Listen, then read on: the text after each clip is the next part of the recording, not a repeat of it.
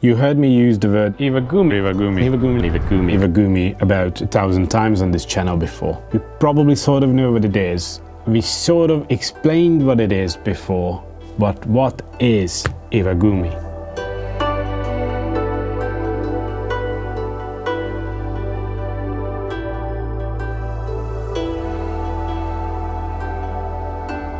If you simply want to translate Iwagumi to English, it means rock formation or rock arrangement. Nowadays, people call Iwagumi any aquarium that has rocks only and no other type of hardscape. But when Iwagumi was actually developed by none other than Takashi Amano, father of aquascaping, it had very specific rules, but the style itself has actually changed a lot and has an actual route of development, and we're going to talk through that today. Well, I'm going to talk you through that today. And also I'm going to try to give you some tips on how you can make great Iwagumi scapes. Doesn't really matter if we are talking true classic Iwagumi or some of the new stuff. So let's start in the beginning. Iwagumi started over 30 years ago now, and when we visited Japan and visited the ADA gallery, I was lucky enough to go to the spot on the seaside in Japan where Takashi Amano used to go out and take regular photos about how the scenery changes and how nature forms the rocks on the seaside. The reason for going back to the same place and taking photos of the same rocks over years was to see how they change, because a lot of stuff in Japanese culture goes back to wabi-sabi, which is really difficult to explain. What I don't want to say that I completely understand it, but basically it means that you find perfection in imperfect things. This sort of philosophy is in Iwagumi very deeply, and a very big part of it, placing the rocks in a way that they are actually imperfect, but when you look at the whole thing in one, then it is perfect, it is balanced, it has harmony. That's the basis, and this is what Takashi Amano examined by looking at the same spot many times to see how nature develops that scene over time. To understand how strict these rules are, I think the most important stuff is that the rocks are actually named in an Iwagumi scape. Every single piece has its purpose. It starts out with Oishi, which is the main rock, the parent stone. Now, this is obviously the biggest stone in the scape. It should take about 2/3 of the complete weight of the aquarium. I'm talking about visual weight. And it's very important that it's always offset to one side to follow the rule of thirds. And in most cases, it's slightly tilted, and hence starting to create the imperfection by creating imbalance in the scape. And the secondary stone, the Fukuishi, is there to give balance back, but without creating symmetry. So the second stone, it usually stands against the main stone to create the balance, but it's always smaller than the main stone. Now the third type of stone is the Soeishi, which can already be multiple stones, not just one. These are supporting stones, and by support I mean physical support and visual support. These stones don't have to actually touch the main stones, they can be laid around. Obviously they are smaller than the first two stones, usually drastically smaller, so about half the size of the secondary stone, and they actually again add to the balance and the harmony of the whole layout. And then there's the fourth type of stone, which is Suteishi, and again these can be multiple stones, and it translates into sacrificial stone. Now, these stones are sometimes not even visible by the end. These are details around the scape. Again, they have the purpose in the main visuals, but it's not a problem if later on the plants actually hide them or they just disappear in the process of nature taking over the space that we provided for it.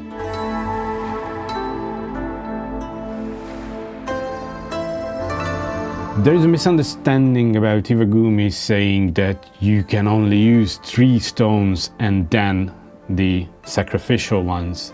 It's not true. There can be as many stones as you want in an Iwagumi, as long as they follow these actual rules. But it's very, very important that you need to use an odd number of stones. When you have even number of stones, it creates symmetry in your mind. Using odd number of stones is very, very important aesthetically in an Iwagumi, and actually I think in any kind of aquascape. And we're gonna get into this later on, that these rules, even though we don't follow them word by word in other types of aquascaping or in aquascaping in general, a lot of this stuff actually reflects in any kind of aquascaping.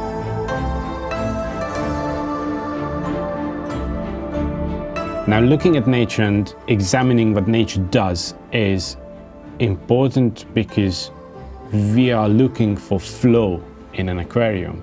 And I'm not talking about the water flow created by our filters.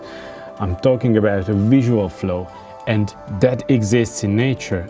So when you are putting hardscape elements in a tank, you need to think about how the flow goes through the tank. And again, an Iwagumi scape itself can represent huge mountains, or it can represent just a small part of a riverbed. If I look at this tank, it's obviously not a mountain, is it? It's a riverbed. This could represent distant mountain range which you look at from anywhere.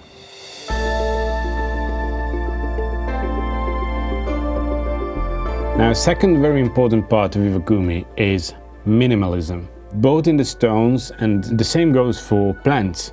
So usually in a classic Iwagumi scape, you get 1 or maximum 3 species of plants. Usually there is a big carpet all around the tank. And then as secondary plants, you can sometimes see small bushy plants like Staurogine repens in the cracks in between the rocks. If you have 2 pieces of rocks behind each other and you have the same plants going in between them, then they are close. But if you put a different kind of plant in between, then that creates layers for you, and then your mind thinks that the rock behind is actually further away. And then the third would be something in the background. Especially in a riverbed scape, you could have some kind of long grass that represents how the riverbed starts going upwards, starts going out of the river actually. Every single plant has its purpose, just like the rocks in an Iwagumi scape.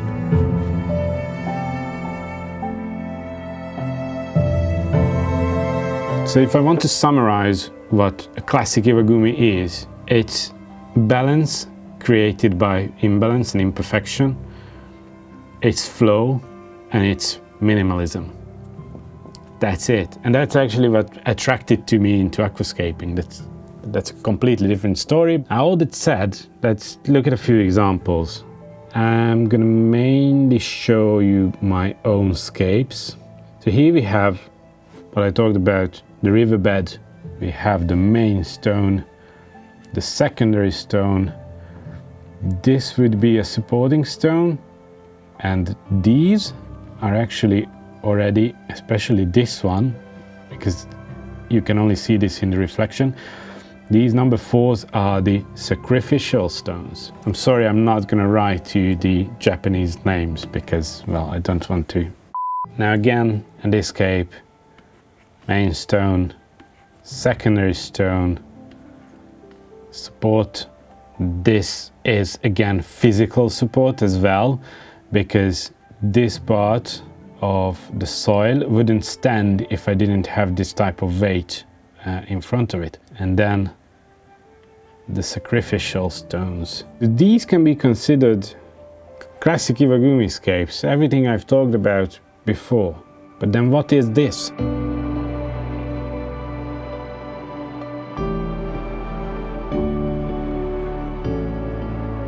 In here you can't number the stones, you can't say which one is the main stone or the secondary stone.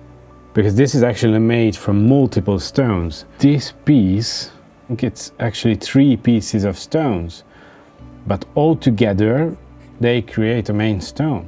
This whole thing, which is, I don't even know how many stones, but definitely multiple ones, would be my secondary stone. The whole thing together, visually, it creates a secondary purpose. And then I have supporting stones here, and I have sacrificial ones all around the scape. And then what we usually call Iwagumi today.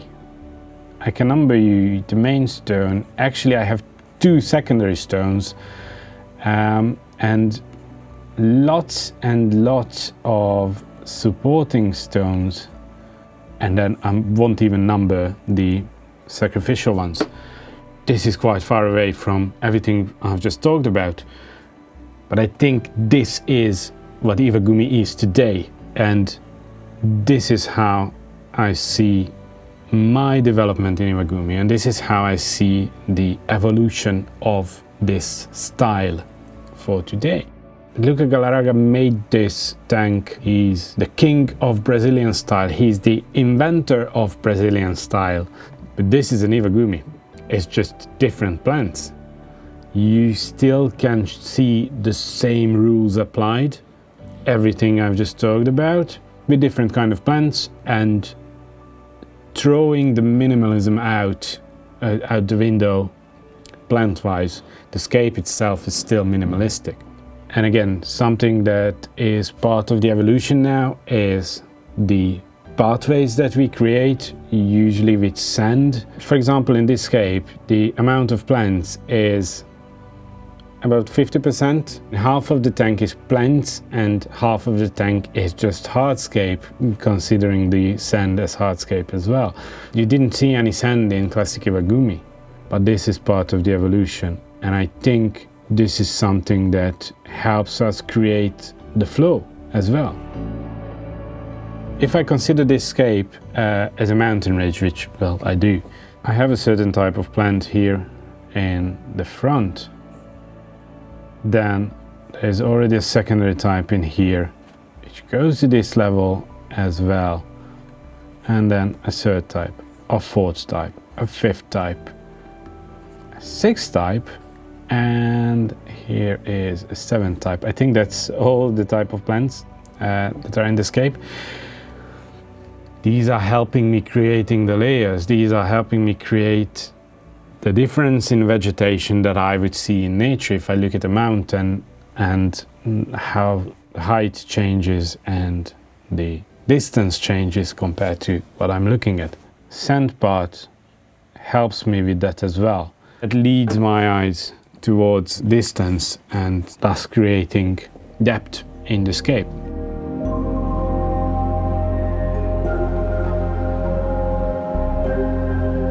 Even though not many people do Classic Iwagumi these days, we can see all those rules, the most aquascapes that are produced today, and it doesn't matter if they are Iwagumi. You can see the same philosophy in all high-ranking contest aquariums. I hope all this made sense for you guys, and I cleared up a few things. And I hope it was interesting as well. If it was, please let us know in the comments below if you want us to make similar content in the future. Thank you for joining me today. Wish you good luck on your next Iwagumi scape, and see you next week. Goodbye.